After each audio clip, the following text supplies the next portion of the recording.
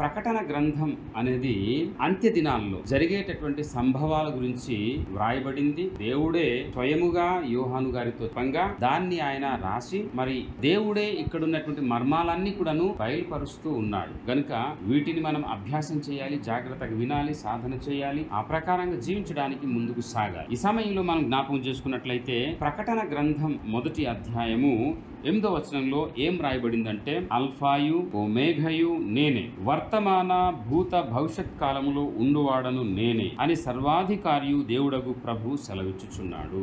భూత భవిష్యత్ కాలంలో అన్ని కాలాల్లో ఆయన ఉండువాడు, నేను సర్వాధికారిని అని ఆయన తానంతటా తాను ప్రకటించుకుంటున్నారు. ఈ సత్యాన్ని మనం గ్రహించి సంఘమా అన్ని కాలాల్లో కూడాను ఆయనతో పాటు ఉండటానికి మన జీవితాలకు కావలసినటువంటి ఆత్మీయ మేల్కొల్పు తన వాక్యం ద్వారా నేర్చుకున్నవి మన జీవితాల్లో అన్వయించుకొని ఎల్లా కాలం అనంతకాలం జీవించే దేవునితో కూడాను జీవించడానికి సిద్ధపాటు మనమందరం కూడాను కలగాలి. హల్లెలూయా. ఇన్ని శ్రమల గుండా నేను వెళ్ళి, ఇన్ని శోధన బాధల గుండా నేను వెళ్ళి ప్రభు యొక్క ఆయన మనకిచ్చినటువంటి ఆదేశ సూత్రాలంతా కూడా నేను ప్రకటన చేస్తా ఉన్నాను, సత్యానికి సాక్షిగా నేను ఉన్నాను అన్నటువంటి ఆ సాక్ష్యం ఆయన ఇస్తా ఉన్నారు. రెండో మాట, సర్వాధికారి అయిన దేవుని యొక్క ఆదేశాన్ని పుణికిపుచ్చుకున్నటువంటి యోహాను గారు సత్య సువార్తను ప్రకటన చేస్తా ఉన్నారు. ఆయన ఈరోజు మీరు నేను మనం కూడాను సత్యానికి సాక్షిగా యేసు ప్రభు వారు మనకిచ్చినటువంటి విశ్వాసము, ప్రార్థన, సహవాసం, ఆత్మీయ జీవితం, రక్షణ సిస్టర్స్ సాక్ష్యాలు ఇచ్చారు. ఈ అంత్యకాలంలో తప్పకుండా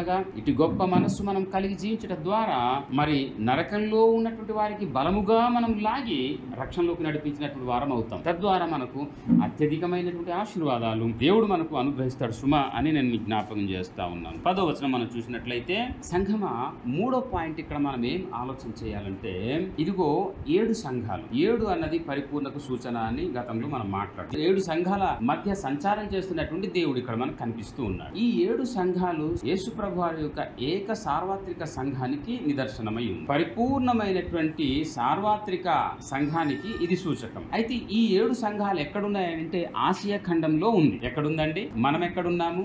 ఆసియా ఖండంలోనే ఉన్నాం మనం. ఇక్కడే ఉన్నాయి అవి కూడా. ఇది ప్రస్తుతము భౌగోళిక దృక్పథంలో నేటి టర్కీ, ఆ టర్కీ ప్రాంతంలో ఉన్నటువంటి ఈ 7 సంఘాలకు ఈ శుభాశిష్యులు ప్రభువారు అందిస్తూ ఈ హెచ్చరికలు నేటి సంఘానికి దాని ద్వారా దేవుడు తెలియజేస్తావు. ఈ సంఘాలంతట్లో కూడాను యేసు ప్రభువారు తన యొక్క ఆత్మ ద్వారా సంచారం చేస్తా ఉంది. హల్లెలూయా. అంటే ఆ సార్వత్రిక సంఘంలో మన జాబితా ఉంది, యేసు ప్రభువారి యొక్క ఆత్మ సంచకరు ఉంది. అంటే ఆయన మన మధ్య కూడాను ఉన్నాడు అని దాని అర్థం. కనుక ఇప్పుడు మనం ఎఫెసు సంఘం కొరకు, ఎఫెసు సంఘానికి దేవుడు దర్శించి యోహానుకు వారి యొక్క విశ్వాస జీవితంలో, వారి యొక్క మరి ప్రార్థన, సహవాసము, సత్కార్యాలు వీటన్నిటి విషయంలో వారెలా జీవిస్తూ ఉన్నారో అందులో ఉన్నటువంటి పొరపాట్లని కూడా హెచ్చరిక రూపంలో వారికి అనుగ్రహిస్తూ తర్వాత వాగ్దానం ఇచ్చి వాళ్ళకి దేవుడు బలపడు. కనుక ఈ సమయంలో ఎఫెసు సంఘం కొరకు మనం 2వ అధ్యాయంలో ఈ మాటలు మనకు కనిపిస్తుంది. 1వ వచనంలో ఈ మాట ఉంది. మొదటి మాట, ఎఫెసు సంఘానికి ఆత్మదేవుడు సెలవిస్తున్నటువంటి హితోపదేశము. వింటున్నారా? ఎఫెసు సంఘానికి ఆత్మదేవుడు ఇస్తున్నటువంటి హెచ్చరికపు మాటలు. ఇంతకు ఎఫెస్ అంటే ఏంటి? గ్రీక్ లో ఉన్నటువంటి మీనింగ్ నేను మీకు చెప్పటం లేదు, కానీ తెలుగు మీనింగ్ ఎఫెసు అంటే ప్రియమైన అని అర్థం. ఏమండి? సంఘము ప్రభువుకు వధువు సంఘము. అవునా? దేవుడు తన యొక్క ప్రియమైనటువంటి సంఘానికి ఎంత బాగా ప్రేమిస్తున్నాడు అంటే తన ప్రాణం పెట్టి ప్రేమిస్తా ఉంది. హల్లెలూయా. మన కొరకు తన ప్రాణం ఇచ్చి, ఇందాక మనము ఈ ప్రకటన గ్రంథంలో చదువుకున్నాం, ఆయన మనల్ని ప్రేమించి తన ప్రాణం ఇచ్చి మన పాప పంకిలమైన బ్రతుకంతా కూడాను శుద్ధ సువర్ణమాలై ఆయన మార్చి తన నిత్య రాజ్యానికి వారసులుగా చేసుకున్నాడని ఇదే ప్రకటన గ్రంథంలో మనం చదువుకున్నాం. ఇంతకు ముందు ఆరాధన పాఠ్య భాగంలో మనం చదువుకున్నాం. హల్లెలూయా. ఎంత భాగ్యం అండి. ప్రియమైనటువంటి ఎఫెసు సంఘమా అని ప్రభువారు సంబోధ చేస్తా ఉంది. ఈ రోజు మనము అనుకున్నట్లయితే ప్రియమైనటువంటి కల్వరీ వర్షిప్ టెంపుల్ సంఘమా అని ప్రభువారు బోధ చేస్తున్నట్లుగా, జ్ఞాపకం చేసుకున్నట్లుగా మనము అనుకరించుకోవాలి. కనుక ఎఫెస్ అంటే ప్రియమైన అయినా. సంఘమా, భర్తకు భార్య, భార్యకు భర్త ఎప్పుడు ప్రియమైన వారుగా ఉంటారు. అఫ్ కోర్స్ మగవారు సాధారణంగా డ్యూటీకి వెళ్తా ఉంటారు. డ్యూటీకి వెళ్ళి ఆ తర్వాత ఇంటికి రాగానే సతీమణి గారు నీళ్లు అందించడము, ఏదో డ్రింక్ అందించడము, సేద తీర్చేటటువంటి ఆ క్రమంలో భార్య పట్ల భర్తకు మక్కువ, ప్రేమ, అనురాగం, మైత్రి, మమేకం ఎక్కువ అవుతుంది. మైత్రి అనేది, అనుబంధం అనేది చాలా స్ట్రాంగ్ గా ఉంటుంది. ఇంటికి వచ్చిన తర్వాత నేను చెప్పాను, ఆర్డర్ చేశాను, మరి అదేం లేకుండా ఇట్లా చేతులు ఊపుకుంటూ వచ్చి నీళ్లు అడుగుతున్నావు అని, ఇదిగో కడుక్కో అని ఆ చెంబులో నీళ్లు మొహాన జల్లింది అనుకోండి, ఎలాగుంటది అది? ఆ ప్రియం కాస్త అప్రియంగా మారుద్ది. సాధారణంగా గృహిణులు ఏం చేస్తారంటే, నాకు తెలిసి మన మీద కక్ష సాధించలేక కొన్ని సందర్భాలు వాళ్ళు ఏం చేస్తారంటే, కూరలో ఉప్పు చాలా సాధారణంగా ఉండాలి, కారం కూడా చాలా తక్కువ ఉండాలి, మసాలా చాలా తక్కువ ఉండాలి, ఆయిల్ చాలా తక్కువ ఉండాలి. చెప్పింది నువ్వు ఇలా చేసావు కదా, నీ సంగతి తేలుస్తానని మధ్యాహ్నం కూరలో యేసుడే. వచ్చిన తర్వాత వేసిన తర్వాత ఒకటే కారం, ఒకటే ఉప్పు. ఏం తింటాడా పాపం ఆయన? ఎంత ప్రేమ అండి, కక్ష అక్కడ. మరి ప్రియముగా ఉండాలంటే మరి భర్తకు భార్య, భార్యకు భర్త లేకుంటే తల్లిదండ్రులకు పిల్లలకు చాలా అవినాభావ ప్రేమ, అనురాగ తత్సంబంధాలు, ఒకరినొకరు సహకారులుగా మరి ఉన్నటువంటి పని పట్లంతా కూడా చేదోడు వాదుడుగా చేసుకునేటటువంటి సమయమందున, లేకుంటే భార్యకు భర్త గాని, భర్తకు భార్య గాని, లేకుంటే తల్లిదండ్రులు పిల్లలు గాని చెప్పినటువంటి పనులు చాలా తాజాగా చేసిన సమయమందున ప్రియమైనటువంటి వారుగా ఉంటారు. తప్పకుండా ఫలా నమ్మకమైన మంచి దాసుడా అని అంటాడు యేసు ప్రభు వారు మత్తయి సువార్త 25వ అధ్యాయంలో. ఎందుకంటారంటే, నేను చెప్పినటువంటి పని నువ్వు తూచా అలా చేశావు గనుక. హల్లెలూయా. ఎస్. కనుక ఇక్కడ ఎఫెసు, ప్రియమైనటువంటి ఎఫెసు సంఘమా, నేను నీకు నా ప్రేమతో నేను నిన్ను ప్రేమిస్తా ఉన్నాను. నేను నిన్ను నా ప్రాణం ఇచ్చి నిన్ను నేను ప్రేమిస్తా ఉన్నాను. నేను మరి నీకు ఎంతలా ప్రేమిస్తున్నానంటే, నా జీవమంతా నీకు ఇచ్చి ప్రేమించాను కదా, కానీ నీలో కొన్ని విషయాలు, లోటుపాట్లు ఉన్నాయి, అవి నీవు తప్పకుండా సవరించుకోవాలి అన్నటువంటి ఆ యొక్క ప్రేమ తత్వంలో ఉన్నటువంటి హితోపదేశాన్ని ప్రభువారు సంఘానికి ఇస్తాము.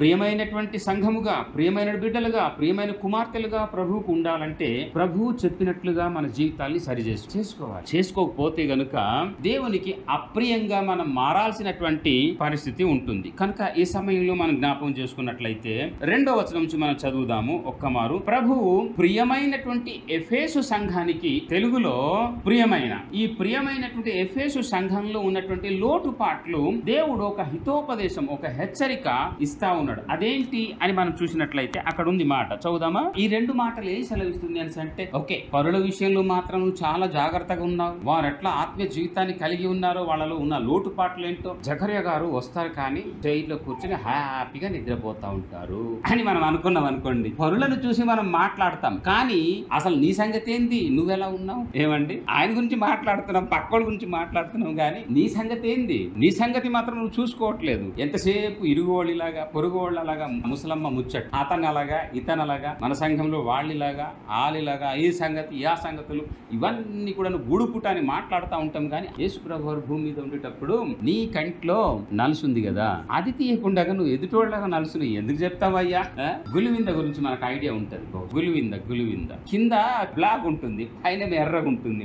చూసి నేను చూసావా ఎంత సౌందర్యంగా, దాని కిందంతా అంత నలుపే, దీపం కింద అంత నలుపే, పైన మాత్రం దీపం వెలుగుతూ ఉంటుంది కదా. కనుక ఈ మాదిరిగా మరి మనం కూడా చాలా సందర్భంలో ఇరుగు పొరుగు, ఆలు వీళ్ళు, ఆ దేశంలో ఉన్నటువంటి వాళ్ళందరి యొక్క పరిస్థితులు అంతా మనం మాట్లాడుకుంటాం, కానీ అసలు మన స్వభావం మాత్రం మనం విమర్శ చేసుకోము, సరి చేసుకోము.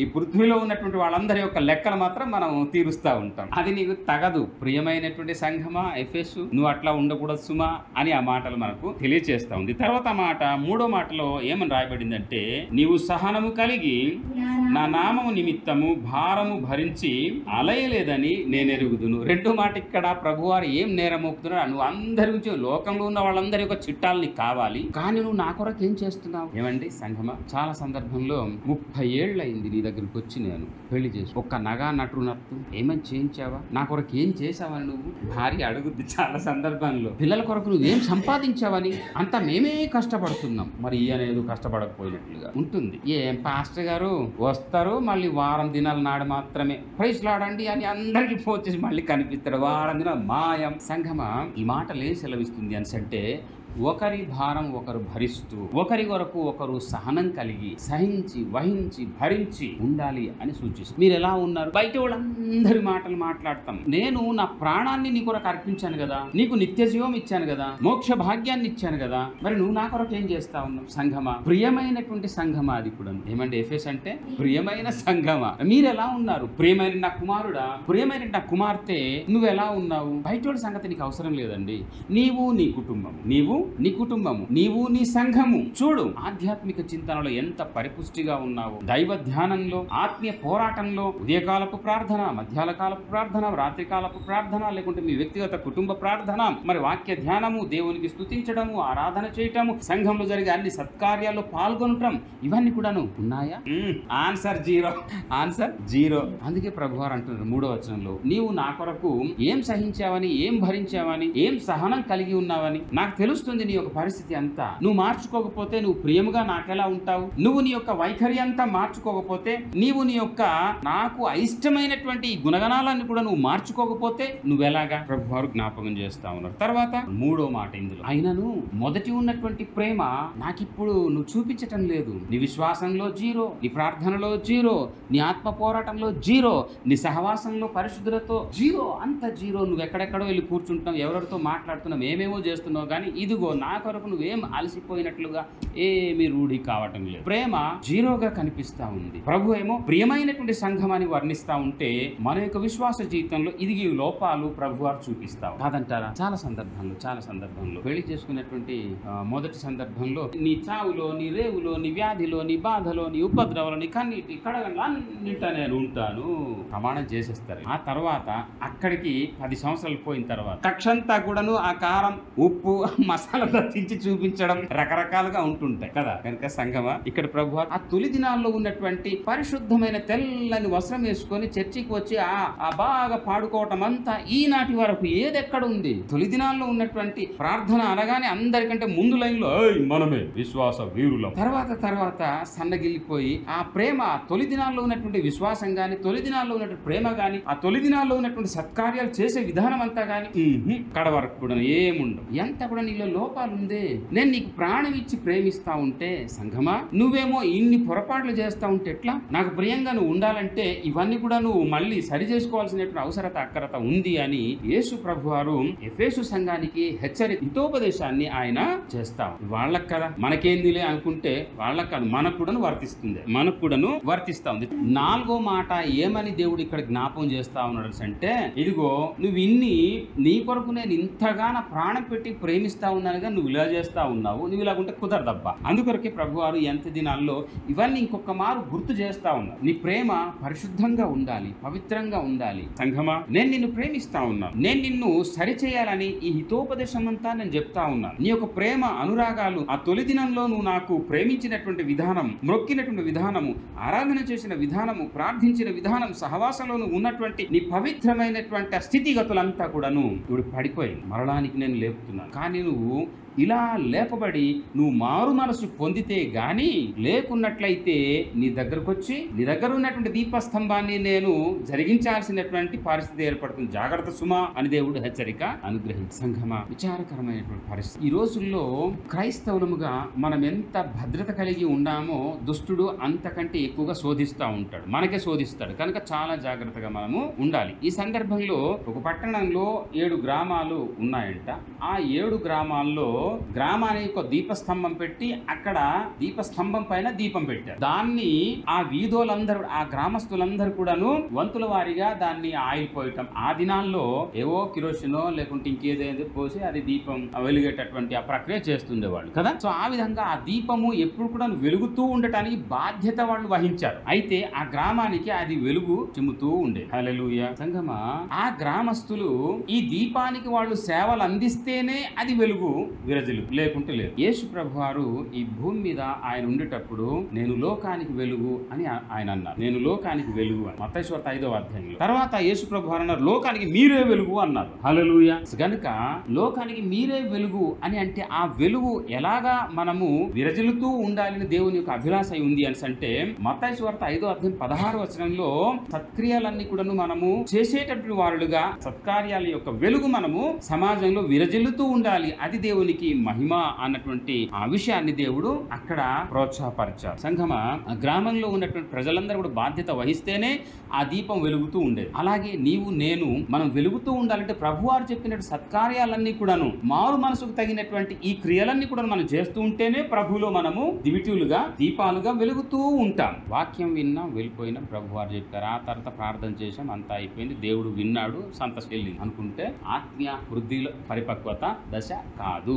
మనము దీపస్తంభం మీద పెట్టబడినటువంటి దీపాల్లాగా వెళ్ళడం కాదు, ఆరిపోతున్నటువంటి వారుగా మనము అయిపోతాం. జాగ్రత్తగా ఉండాలి అని జ్ఞాపకం. తర్వాత యేసు ప్రభువారు అన్నారు, నేను లోకానికి వెలుగు అని అన్నారు. ఆ మార్గంలో ఎవరైతే నడుస్తా ఉన్నారో వారిలో జీవపు వెలుగు ఉంటుంది అని యేసు ప్రభువారు చెప్పారు. యోహాను సువార్త 8వ అధ్యాయం 12వ వచనంలో ఆ మాటలు రాయబడి. కనుక ఆ మార్గంలో నడిచేటటువంటి మనమందరం కూడా ఎలా ఉండాలంటే వెలుగు అనేటటువంటి మంచి ఫలములు మనం ఫలిస్తూ ఉండాలి అని ఎఫెసు పత్రిక 5వ అధ్యాయం 9వ వచనంలో చాలా స్పష్టంగా వ్రాసి ఉంది. ఒకసారి చదువుదామా? ఆ మాట చదివేసి ముందుకెళ్ళి. వెలుగు ఫలము సమస్త విధములైన మంచి ఫలము అదండి. సో ఇప్పుడు యేసు ప్రభువారు ఏం చెప్పారంటే, ఇదిగో నువ్వు మార్పు చెంది మారు మనసు కలిగి మారు మనసుకు తగినటువంటి ఫలాలు నువ్వు ఫలించాలి.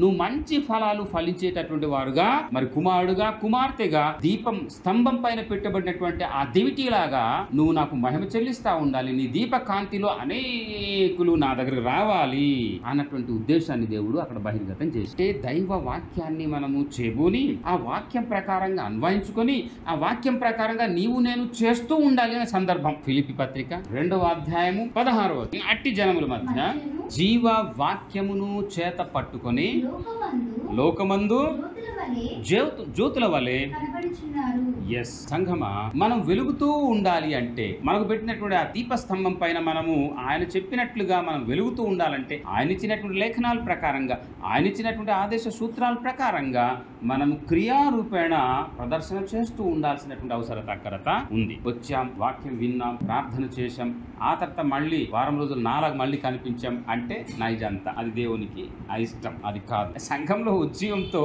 మనం వెలుగుతూ ఉండాలంటే కొన్ని కార్యక్రమాలు మనం చేపట్టాలి. ఆ ప్రకారంగా అన్యులకు కూడాను ఈ యొక్క ఆ వెలుగుమయమైనటువంటి దేవుని యొక్క సువార్తను మనము చూపు చేత, క్రియ చేత, మాటల చేత ఇవన్నీ కూడాను మనము ప్రదర్శన చేస్తూ ఉండాల్సినటువంటి అవసరత అక్కరత ఉంది. హల్లెలూయా. కనుక ప్రభునందు ప్రియుడు దేవుని కుటుంబమా, దేవుడు ఎఫెసీ సంఘానికి ఈ హెచ్చరికలు ఇచ్చాడు. నువ్వు చాలా విషయంలో తొలి దినంలో ఉన్నటువంటి ప్రేమ, అనురాగాలు, వైవాహికమైనటువంటి ఈ యొక్క అన్యోన్య మైత్రి, మమేక సహవాసం యొక్క స్థితిగతులంతా కూడా దిగజారిపోయి ఎక్కడేసిన గొంగలు అక్కడికి మళ్ళీ నువ్వు వెళ్ళిపోయినావు. కనుక అట్లా కాదు, నువ్వు మార్పు చెంది ఇలా నువ్వు జీవించాలి అని ప్రభువారు సూచించారు. సంఘమా, ఈ రోజు మనం కూడా ఆ విధంగా జీవించడానికి ఈ అంత్య దినాల్లో ఈ పర్యవసన ఫలితాలన్నీ కూడా ఉన్నాయి. కనుక మనం చాలా జాగ్రత్త పడి ఆత్మీయ వృద్ధిలో మనం ఉండటానికి మనం అడుగులు వేయాల్సినటువంటి అవసరత ఉంది. అలా ఎవరైతే అడుగులు మారు మనసు పొంది జీవిస్తారో వారి కొరకు దేవుడు ఒక వాగ్దానం చెప్పాడు. ఆ వాగ్దానం మనం చూద్దాం. ఇదే అధ్యాయం 7వ వచనంలో ఉంది. 2వ అధ్యాయం 7వ వచనం. జయించు వానికి నీ కొరకు నా ప్రాణం పెట్టి నిన్ను పరిశుద్ధులుగా చేసి రక్షణ ఇచ్చి నీతిమంతులుగా, నిర్దోషులుగా, నిందారహితులుగా నీకు తీర్చిదిద్దాను. అందమైనటువంటి కొందన బొమ్మలాగా నీకు నేను తయారు చేశాను. పరిశుద్ధమైనటువంటి స్థితిలో నీ యొక్క రూపాన్ని నేను చెక్కాను. కానీ ఈ రోజు ఇవన్నీ కూడా నీలో అనగారిపోయింది, దిగజారిపోయింది. కనుక నువ్వు ఇలా మార్పు చెంది ఇలా ఉంటే గనుక, నాకు ఇష్టమైనటువంటి ఆ ఆత్మీయమైనటువంటి శిల్పంలా నువ్వు ఉంటే గనుక నీ కొరకు నేను ఈ వాగ్దానం చేస్తా ఉన్నాను. ఏంటది? అక్కడ ఉన్నటువంటి జీవ వృక్ష ఫలములు నీకు నేను ఇస్తాను. జీవ వృక్ష ఫల వృక్షం ఎక్కడుండిదండి? ముందు ఏదైనా వనంలో ఉంది. ఏదైనా వనంలో యేసు ప్రభు వారికి ముంగుర్తుగా ఆ వృక్షం ఉంది. కానీ అదే జీవ వృక్షము ఇదిగో ఈ ధరాతలానికి యేసు రూపంలో దిగి వచ్చాడు ఆయన. హల్లెలూయా. ఆయన ఇప్పుడు చెప్పేటటువంటి మాటలు ఏంటంటే, నువ్వు నాకు నమ్ముకున్నావు, చాలా బాగుంది, నేను నీకు ఈ విధంగా రూపొందించాను, చాలా బాగుంది, నువ్వు మార్పు చెంది ఈ విధంగా మళ్ళీ నేను నీకు తయారు చేసిన మాదిరిగా నా రక్తం ద్వారా కడుగబడి శుద్ధంగా తయారైతే గాని ఈ జీవ వృక్ష ఫలాలు నువ్వు భుజించలేవు. కనుక దేవుడు వాగ్దానం చేశాడు. అక్కడ మనకు జీవ వృక్ష ఫలాలు శుద్ధంగా ఉన్నాయి. కనుక ఈ భూమి యొక్క ఆయుష్కాలం ఎంత అండి? కొన్ని రోజుల కొరకు ఈ దేహానికి సంబంధించినటువంటి ఐహిక విచారంలో మునిగిపోయి మనం మనము ఇక్కడే ఉండిపోదామా, నరకానికి వెళ్ళిపోదామా, లేకుంటే జీవవృక్షానికి పరదేశులో ఆ పరలోకంలో ప్రభువుతో సదాకాలం ఎల్లాకాలం జీవించడానికి ఆయన ఇచ్చిన రక్షణను ఏదైతే దిగజారిపోయినటువంటి పరిస్థితులన్నీ కూడా మళ్ళీ ప్రభువులో కడుక్కొని మనం తిరిగి అక్కడికి వెళ్ళి ఈ పరలోక రాజ్యంలో ఉన్నటువంటి ఆ జీవవృక్ష ఫలను భుజించి ప్రభువుతో సదాకాలం జీవిస్తామా, మీరే ఎంపిక చేసుకోండి. కనుక ఎఫెసు సంఘానికి యేసు ప్రభు వారు ప్రియమైన సంఘమా, నువ్వు నాకు ప్రియమైన దానివిగా ఉండాలి అని అన్నట్లుగా నా కుమారుడా, నా కుమార్తె, నీ తొలి దినాల్లో ఉన్నటువంటి విశ్వాసము, పవిత్రత, ప్రార్థన, మరి ఆరాధన, సత్కార్యములు ఇవన్నీ కూడా నువ్వు పూర్వంలో నువ్వు తొలి దినాల్లో ఎంత చక్కగా ఉన్నావో, ఆసక్తికరంగా ఉన్నావో, తీవ్రతలో ఉన్నావో అలాంటి తీవ్రత నీ కడ వరకు కూడా నువ్వు కొనసాగించాల్సిన అవసరత ఉంది. అలాంటి వారికి దైవికమైనటువంటి గొప్ప ఆశీర్వాదాలు, హోదా, అంతస్తు ఇవన్నీ కూడా ఉంటాయి. అలాంటి గొప్ప కృపా భాగ్యము ప్రభువారు మనందరికీ అనుగ్రహించి దీవించి సహాయపడి నడిపించును గాక. ఆమేన్. తీర్మానం చేసుకుందాము, ప్రార్థన చేసుకుందాం.